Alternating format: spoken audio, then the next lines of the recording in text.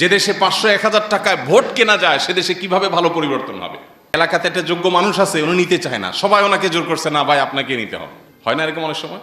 নবীজি বলেছেন, কেউ যদি এরকম কোনো মানুষকে দায়িত্ব চাপিয়ে দেয় তখন সে আল্লাহর পক্ষ থেকে সাহায্যপ্রাপ্ত হয়। একটা ভোট জেনে শুনে অপাত্রে ভুল জায়গায়, কয়টা টাকার বিনিময়ে কিংবা সামান্য হীন স্বার্থকে ঘিরে, কিংবা আপনি ইচ্ছাকৃত হোক অথবা কোনো স্বার্থের কারণে হোক, আপনি যদি ভুল জায়গায় প্রয়োগ করেন তাহলে আপনি জুলুম করলেন। এই একটা জুলুম কিয়ামতের দিন আপনার কাছে বহুমুখী অন্ধকার হয়ে উপস্থাপিত হতে পারে।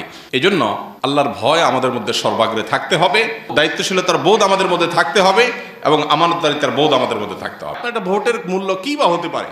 কোটি কোটি ভোটের মধ্যে আপনার একটা ভোটের মূল্য আপনি মনে করতেছেন কি বা হতে পারে, কিন্তু না, একটা আমানত হিসাবে এটা অনেক গুরুত্বপূর্ণ। আল্লাহ বলেছেন তিনি আমানত রাখতে চেয়েছেন, আমানত দিতে চেয়েছেন পাহাড়কে, পর্বতকে, আসমানকে, কিন্তু ফাআবাইনা আন ইয়াহমিলনাহা, আল্লাহর এই বিশাল বিশাল সৃষ্টিগুলো কেউই আমানত গ্রহণ করতে চায় নাই। আল্লাহ সে আমানত দিয়েছেন পরবর্তীতে মানুষকে। ওয়া কানাল ইনসানু যালুমান জাহুলা, আল্লাহ বলেছেন মানুষ সে আমানত নিজে আল্লাহ দিতে বলাতে নিজে নিয়ে নিয়েছে, এবং সে আমানত হলো কোরআনের আমানত, দ্বীনের আমানত, এটা আল্লাহ মানুষের উপর দিয়েছেন। অতএব আমানত মানেই ভারী, যেটা পাহাড় পর্বত পর্যন্ত অস্বীকৃতি জানিয়ে আল্লাহ তাআলার নির্দেশনার পর মানুষ না বুঝে না জেনে যে দ্বীনের আমানত গ্রহণ করেছে। প্রত্যেকটা মতামত দেওয়া, প্রত্যেকটা আমানতই এরকম গুরুত্বপূর্ণ, পরিমাণে ছোট হোক বড় হোক, আল্লাহর কাছে এর দায় অনেক বেশি। এই জন্য এই ভয় যেন আমাদের মধ্যে থাকে, এবং উপযুক্ত ব্যক্তি যেন আমরা নির্বাচন করার চেষ্টাটা অন্তত করি। শুআয়ব আলাইহিস সালামের ঘটনা আল্লাহ তাআলা কোরআনে উল্লেখ করেছেন যে শুআয়ব আলাইহিস সালাম তার মেয়েদেরকে যখন বকরিগুলোকে পানি পান করাবার জন্য পাঠিয়েছেন, তখন মুসা আলাইহিস সালাম তাদেরকে সহযোগিতা করেছেন, এবং মেয়েরা তাকে নিয়ে তার বাবার কাছে বিনিময় দেওয়ার জন্য নিয়ে আসছেন। যখন বাবার কাছে নিয়ে আসছেন, বাবা ওই ব্যক্তিকে অর্থাৎ মুসা আলাইহিস সালামকে যখন অফার দিলেন যে তুমি আমার এখানে থেকে যাও পার্মানেন্ট কাজের লোক হিসাবে, তখন মেয়েরা মন্তব্য করেছিলেন, ইয়া আবাত ইস্তাজিরহু ইন্না খায়রা মান ইস্তাজারতাল কবিয়্যুন আমিন, বাবা এই ব্যক্তিটাকে আপনি কাজের জন্য পার্মানেন্ট নিয়োগ দেন, কারণ এই ব্যক্তি কবি এবং আমিন, অর্থাৎ এই ব্যক্তি দক্ষ এবং বিশ্বস্ত। এখান থেকে বোঝা গেল কোনো ব্যক্তিকে দায়িত্ব দেওয়ার জন্য দুটি জিনিস গুরুত্বপূর্ণ। একটা হলো এই দায়িত্ব পালনে সে কতটা সক্ষম, কতটা দক্ষ সেটা দেখা, আরেকটা হলো কতটা সৎ সেটা দেখা।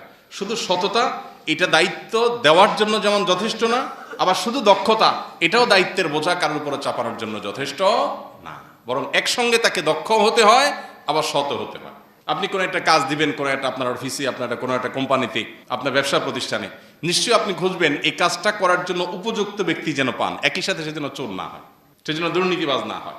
একদিকে যদি হয় খুব যোগ্য শেয়ানা চালাক মানুষ, কিন্তু সে 2 নম্বর, সে যেরকম আপনার জন্য ক্ষতিকর, আবার অপরদিকে একজন মানুষ খুবই সৎ, নামাজি, আল্লাহ ভীরু, কিন্তু তার সে দক্ষতা নেই এই কাজটা করার মতো, তাকেও দায়িত্ব দেওয়া যথাযথ হবে না, কারণ সে দায়িত্ব নিয়ে দায়িত্ব পালন করতে পারবে না। অতএব একই সঙ্গে দক্ষতা এবং সততার সন্নিবেশ যেন ঘটানো যায়, তুলনামূলক যা আছে এর মধ্যে মন্দের ভালো কি হতে পারে সেই জিনিসটা যেন বের করা যায়, এই চেষ্টা আমাদের করতে হবে।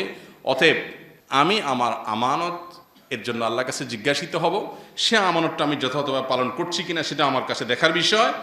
এর বাইরে আল্লাহ তাআলার কাছে আমার আর কোনো জবাবদিহিতা এই ক্ষেত্রে অন্তত নাই।